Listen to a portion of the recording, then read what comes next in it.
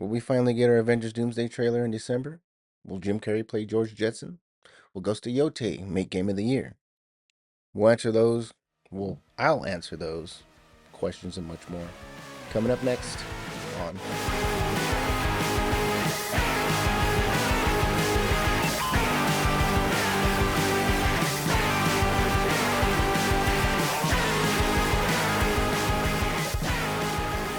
Hey, what's up, everyone? Welcome to the Fandom Project. I'm your host, Nik Sebastian, and because of the sole fact that you joined me today, you are now part of the project. Woo! Congratulations. We have a great show for you today. I have a great show for you today. Let's address the elephant in the room, or the elephant not in the room, I guess. Uh, Jarrod Alzadi, of course, is not here today. Unfortunately, he had some prior engagements that he needed to take care of, so I thought this outline had some hitters, which means I had no choice but to do this outline myself, to do this podcast myself. I know Jarrod understands. He gave me the go ahead. He gave me the green light. He said, log on and do your thing. Let the people know what they're missing. Let the people know what they probably already know, because this has been a couple weeks since we drew this up. But I'm going to get it out to you guys anyway, because someone needs to hear it. I don't know who, but someone does. Um, we got a few pretty cool things for you guys today. I have a few pretty cool things for you guys today.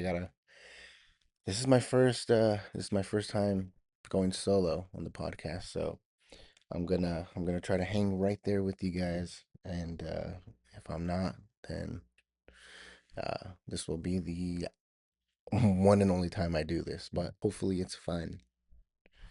Anyway, what we do have for the beginning is a correction from the last episode. The last episode I mentioned OD Knock, um, a trailer for a game created by who I thought was just Hideo Kojima. But what I had said was Jordan Peele might be a part of this game. And then I corrected myself, or what I thought was correcting myself, by saying that Jordan Peele will not be a part of the game. And now I am going back and saying that yes, and this is the truth. He will be a part of the game. He will be working with Hideo Kojima on this new uh, title by the name of OD Knock, um, which means it's gonna be fucking amazing. I hope it's gonna be amazing. Actually, I know it's gonna be amazing. Actually, um, what I want to do is get to this GTA delay. Um, Obviously, it's a bit late on my part. I expected it, rather. I mean, okay, so what I will say is when Grand Theft Auto was first announced, which was the announcement was, I don't remember the exact announcement date, but the delay will officially move the release date a whole year back from its initial release. It was supposed to come out fall of 2025, which is right now, today, here. Uh, but it's going to be released a whole year from now, which is November 19th, 2026. I don't know why. I could probably understand why they would, um, want to delay it again, obviously, to iron out the kinks and make sure they have their P's and Q's set in order. Their I's are dotted and their T's are crossed and their P's are Q'd, and all that shit. Strauss Zelnick, the CEO of Take Two, said the reason for the delay is to finish the game with the level of precision that the fans have come to know and love. So that's, I guess, makes me feel a little better.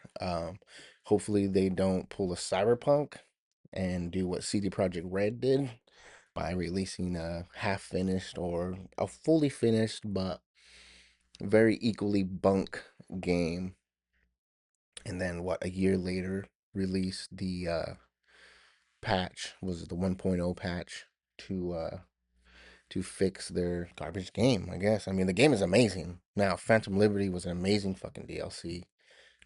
But for some reason, well, we know the reason they rushed it. Obviously, CD Projekt Red got it. I feel like, honestly, I do feel like CD Projekt Red might have bitten off a little more than they can chew at that point. And there was, of course, I don't remember exactly what had happened, but I remember hearing about some either like a mass firing or something of this. I don't want to speak on it. I might have to look it up, but I know something was going on within the studio um, at that time, and they still released the game. Um, so obviously, Rockstar or Take Two is not CD Projekt Red. Um, I can't remember how many delays there were for Red Dead Redemption 2. I know there was at least one, but from the track record compared to the two, I don't even know why I'm comparing the two. I'm just hoping that they don't pull a CD Projekt Red, I guess, is what I'm trying to get at here. Um, but I mean, Strauss Zelnick, the CEO, saying that he wants to finish the game with the level of polish that we've come to expect and deserve. I'm not sure if that's just some banter to kind of get us off his back. I mean, obviously, it is somewhat some kind of something like that, but I'm just glad that they're hoping or they're trying to get this game polished up the way that we want it to be, because let's be honest, if Rockstar releases GTA 6 and it's a shit show, uh shit's gonna go down. You know, people are gonna be mad. Plain and simple, people are gonna be mad. But I wanted to get that out there. Obviously, that news was released on November 6th, and it's now November 21st. Speaking of November 21st, today is the actual day that Wicked for Good releases.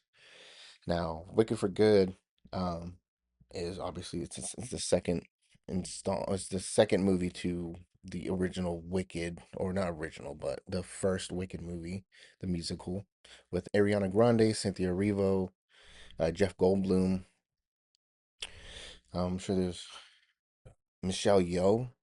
Um, but I've never been a musical man myself. I think the only musical I've ever watched was Chicago. I saw Chicago with Renee Zellweger and Richard Gere. That was a good one. Queen Latifah was in that banger. And I remember my dad watched that when I was like 11 or 12. I used to love Chicago. But other than that, I mean, there's never really been a musical that I've liked or loved. Actually, I would say that I love Wicked. My wife absolutely fell in love with that movie. I mean, I don't know.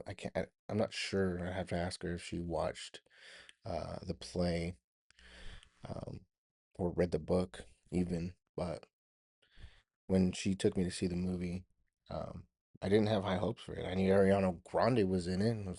That'd be cool to see her act in a movie. I don't think I've ever seen her act in a movie.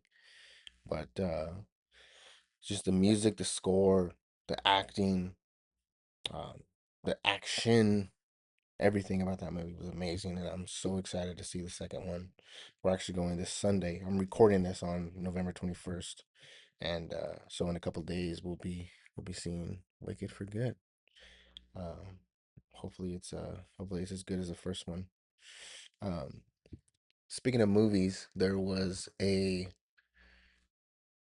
trailer dropped um back, I'd say like a month ago now. A movie by the name of Primate. A horror movie. Looks like a horror movie, actually, but there is no monsters. There are no ghosts. There are no rituals, sacrifices, or witches. There is just one ape, one primate, one chimpanzee.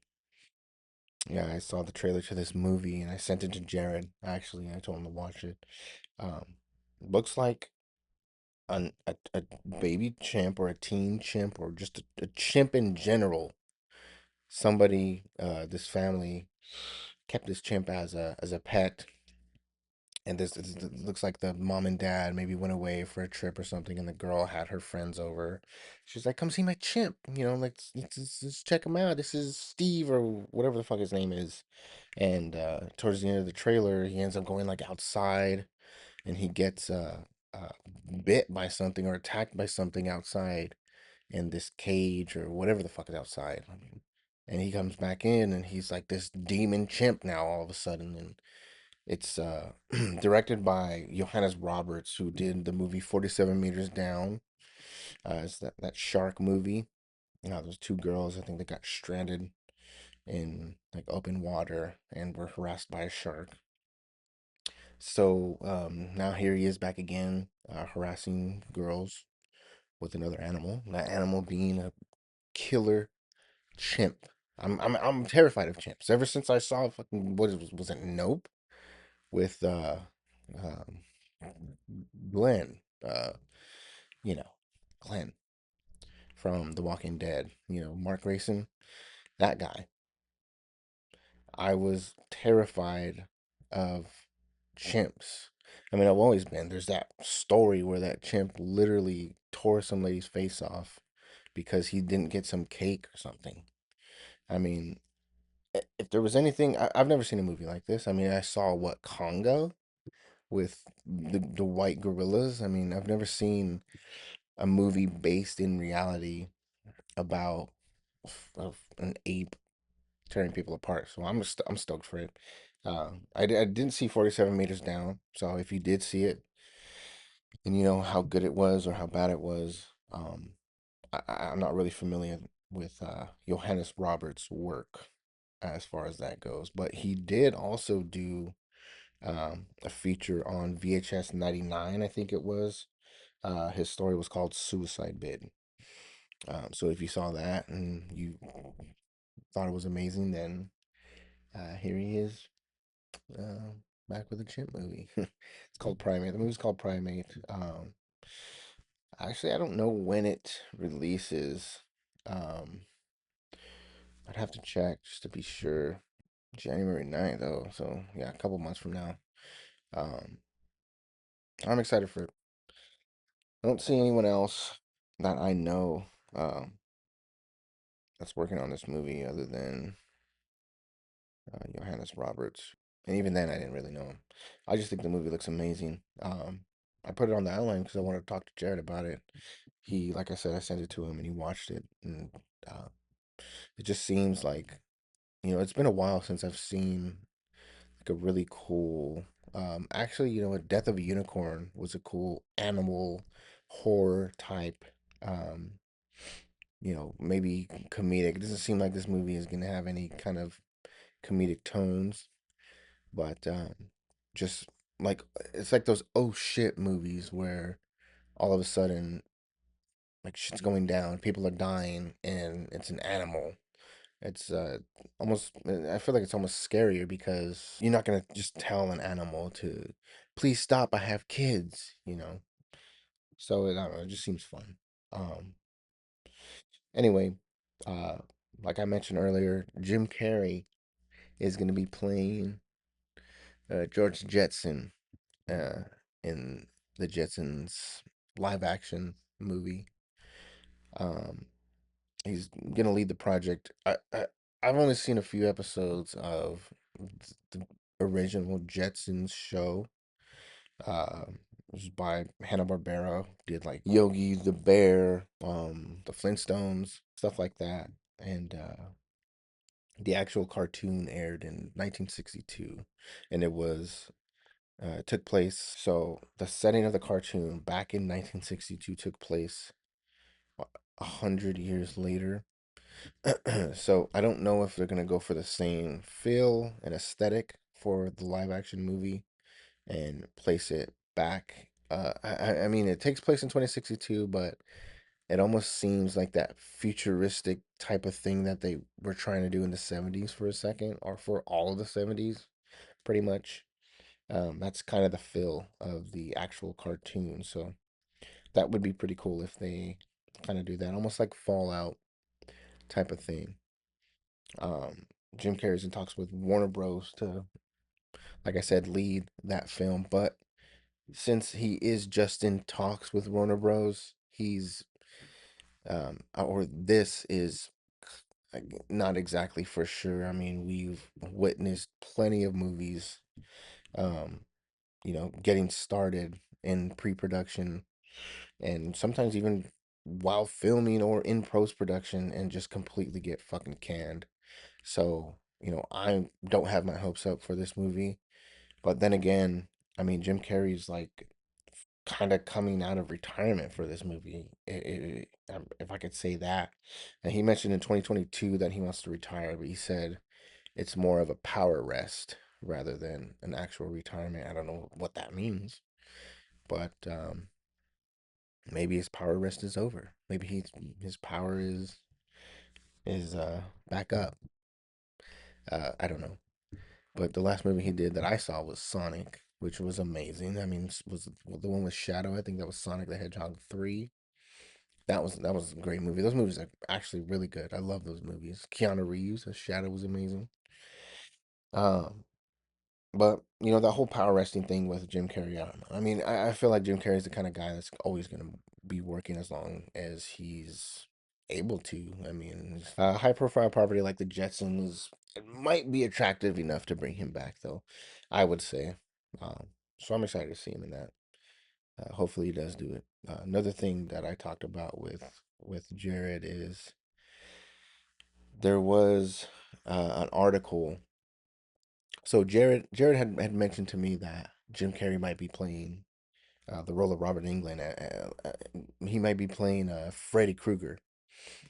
But what had actually went down was Chuck Russell, who directed The Mask. Actually, um, he directed Nightmare on Elm Street, and let's see, it took a bold, reinvented direction. He thought Carrey could pull it off. If pretty much he's saying that um, if he were to remake Nightmare on Elm Street, he would pick no one else other than Jim Carrey. Uh, I don't know if and why he wouldn't pick Robert Englund. I don't know if Robert Englund is still doing his thing, but I would be excited to see Jim Carrey be Freddy Krueger. That would be some pretty cool shit. But he is in fact not in negotiation or in talks to play Freddy Krueger. It's a rumor, if anybody can call it that. Um, but it was more of a hypothetical comment, actually. So Jarrod, he is not going to be playing Freddy Krueger, which I was fucking stoked about. I'm sure you were too. Well, sorry, brother. It's not gonna happen. Um, but how cool is it that Chuck Russell directed The Mask as well? I mean, did he direct Nightmare on Elm Street? I don't know. I don't know. That's all the movie news I have. Well, I do have one more piece of news. It's regarding Avengers Doomsday. There's actually, you know what? So Avengers Doomsday trailer is possibly going to be dropping in December in front of Avatar Fire and Ash. So they're going to use Avatar Fire and Ash to drop the trailer in theaters. That I'm excited for it. I'm absolutely fucking excited for it. First of all, I'm excited for Avatar Fire and Ash.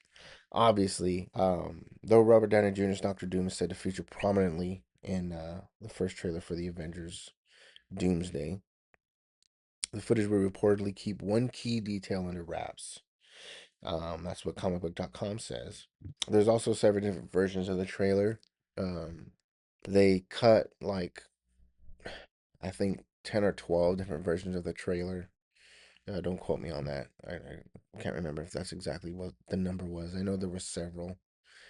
And they used this specific trailer that's supposed to be dropping in December in front of Avatar because it features RDJ, Robert Downey Jr., a lot more heavily.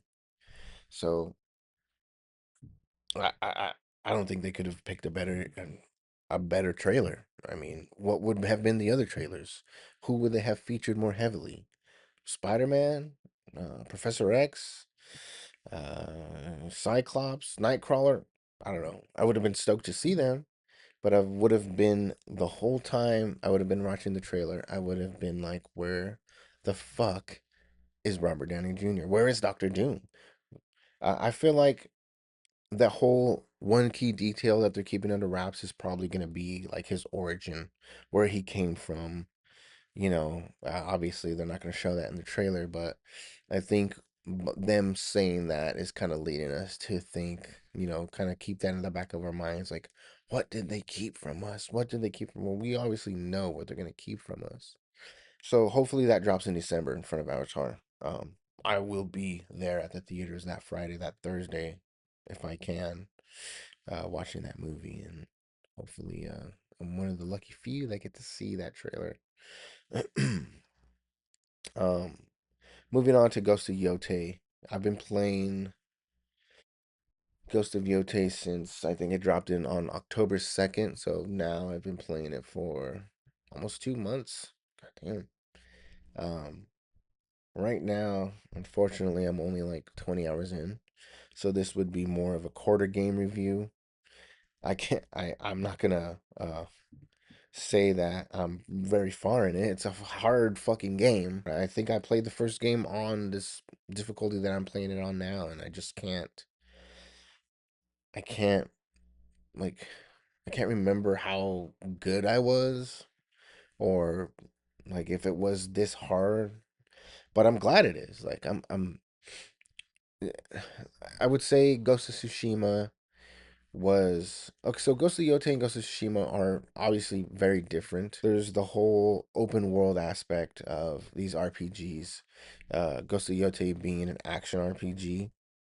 Like you have your CRPGs, your JRPGs, you have strategies. One thing I can't decide on is whether I like the fact that Ghost of Yotei is a little more open worldy, if I can say that, than Ghost of Tsushima was. It guided you a little bit more in the sense of not having to, ride up and down, or there was no, there's no invisible walls obviously in Ghost of Yotei, but in Ghost of Tsushima I think there was. If you couldn't get to a certain area, that was because you didn't beat this boss from the last area, or whoever it was that you need. It's a lot different because Ghost of Yotei, there are six bosses, quote unquote, that you have to defeat before you move on to the next area. But then again, you don't necessarily have to defeat the boss,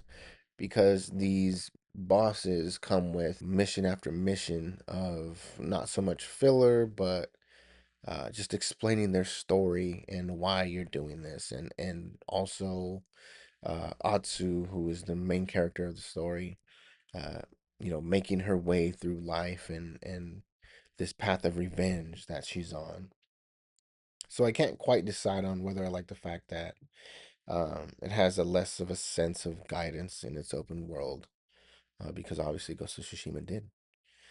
This might be a controversial take. I wouldn't necessarily say that it's controversial in the sense of enjoying the game, or like whether it's hard or not, or whether I don't know what I'm doing or not. I mean, obviously I know what I'm doing, but I feel like it's more controversial because RPG are mostly open world, and the more sense of discovery, or the more sense of, I don't know, adventure, or the more you feel like you can explore. Exploration is the word I'm looking for.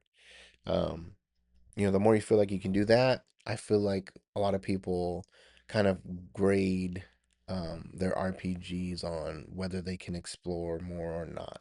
But I feel like that could be why this may be a controversial take, because Ghost of Yotei lets you explore more, but I find myself wanting to be led sometimes.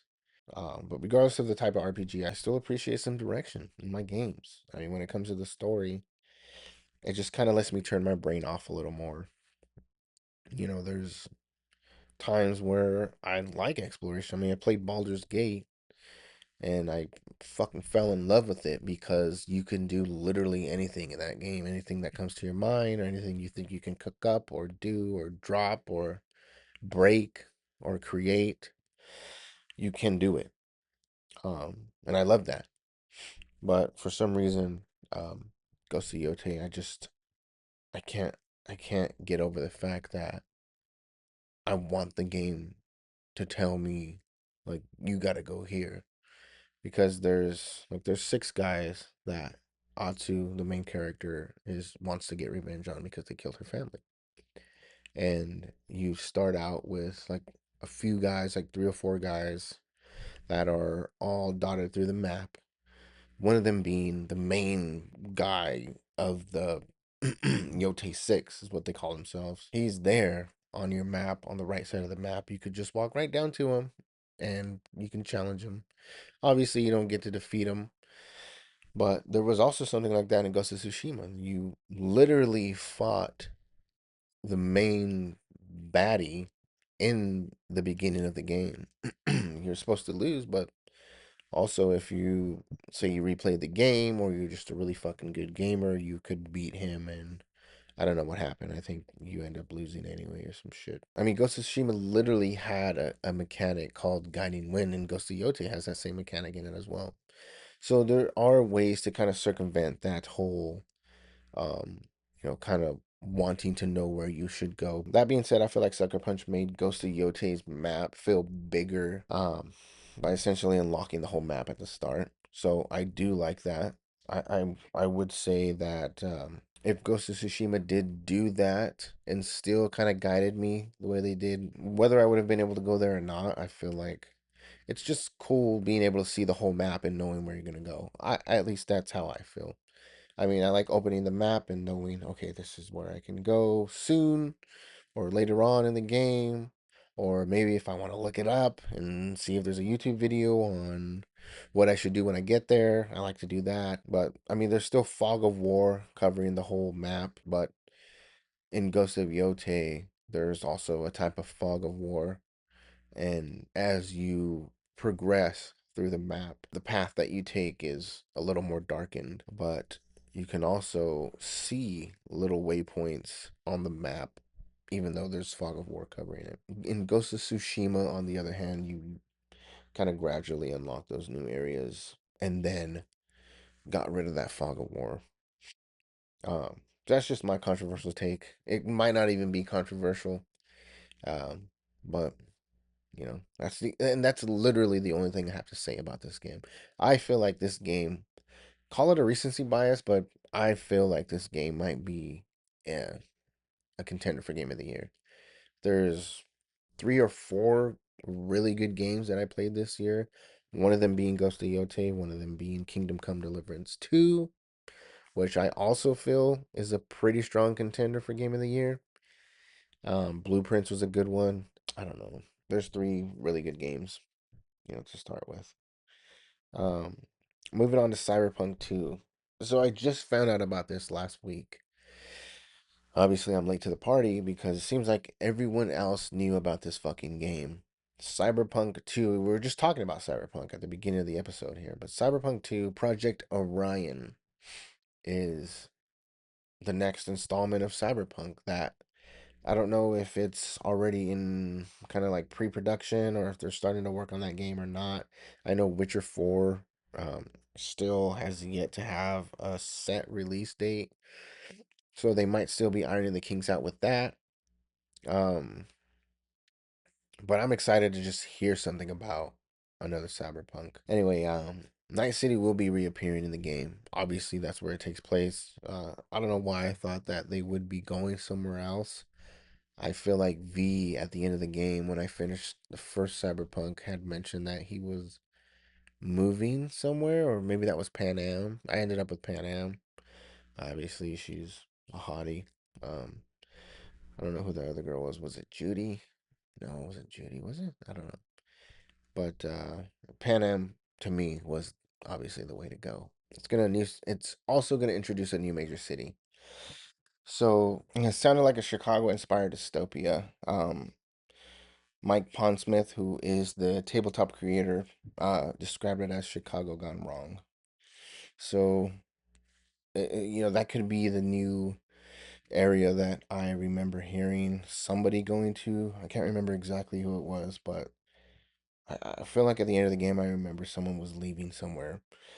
I don't know if it was V or maybe it was Pan Am. I think Pan Am left with her squadron of bikers, but nevertheless, I'm excited for Cyberpunk 2. But it's like I don't even want to think about that right now because we still have Witcher 4 literally without a set release date. So it's just something kind of to throw out there to infect my mind with for the next month or month and a half. Anyway, I think that's everything on the outline here. What I do want to say is I have a channel that I'm working to get going.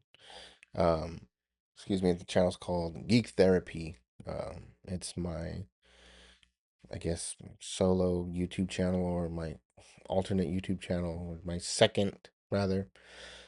I'm hoping to release some short form videos on there. I want to go into some reviews.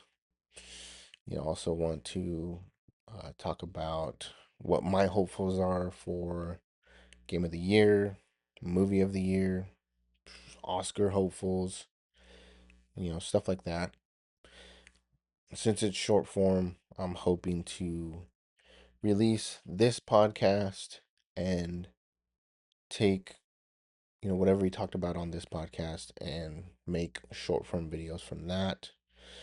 Just, for the people who aren't able to sit for an hour or more and listen to me or Jarrod babble on about random shit that probably half of it isn't in the actual outline that we initially wanted to talk about as far as news goes. But hey, we have fun. So, if you're more interested in that short form type of content, then that's where that'll be on my channel called Geek Therapy. The first video will be releasing at the beginning of December, and that will be my full in-depth review of Ghost of Yotei. I know I just kind of talked up and down about it right now, obviously this being the first time I've done a solo podcast. Also, if you can, I would really appreciate if you can like, comment, and subscribe. That would be amazing. Um, if you do comment, let me know how I did on this fucking solo podcast. Um, and let me know if you'd like to see more. I mean, yeah, I honestly can't believe that I went a whole 40 minutes without running out of shit to talk about. So, I mean, obviously, I can make it that long. I'm hoping to finally finish Ghost of Yotei by that time. So, once I get that finished, and, finish capturing my gameplay and, get that edited, then I'll post that onto Geek Therapy and we'll have a full in depth review of Ghost of Yotei from start to finish. Also, I want to do a review of Wicked for Good. Like I said, I'm seeing that in a couple days on Sunday. So I'm hoping to get back, maybe even that night. If my wife wants to, maybe we'll sit down and give you guys a nice little after movie review, that same night when we come back. Those are the kind of things that I'm hoping to put on that Geek Therapy channel. So if you guys do want to go over to that one and and subscribe now, that would be amazing. Name of the channel is, or it's youtube.com/Geek Therapy Cast. Um, it'd be cool. That way you can, click that bell button, and when I post that video, you'll be one of the first ones to know. You can go over and watch it and do the thing over there. So that was uh that was the Fandom Project with your host Nik Sebastian. Hopefully you guys weren't too bored with me talking up and down about random stuff that I made an outline about 2 weeks ago, but I felt like it was some pretty good stuff to talk about. So I still felt like I had to at least get in front of the camera and get it out to you guys. We'll see you guys later. See you guys next episode. Peace.